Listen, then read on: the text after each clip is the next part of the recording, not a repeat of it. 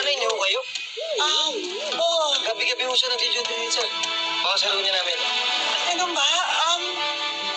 Kagabi ba nag-duty siya? Opo, kaso pumasok ko siya dito na medyo mainit ang ulo. Parang may problema ko eh. Tapos pagkatapos ho nun, nakipag-away ho siya sa customer namin.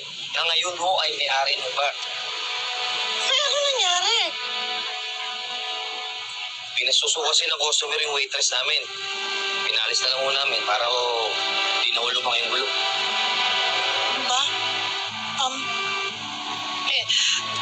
Pakisabi na lang sa kanya, dumaan ako ha, iyo. Sige ho. Sige, salamat Sige ha. po, ingat ho kayo. Ay, pakibilisan mo, magbubukas na tayo ha. Sige.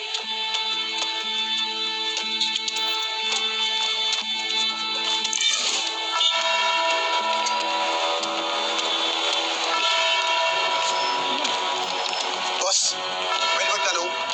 Hindi nyo ba nakita yung kasama ko kanina dito? Yung babaeng nakaputi, tapos medyo maliit? Hindi po sir eh. Wala akong napansin eh.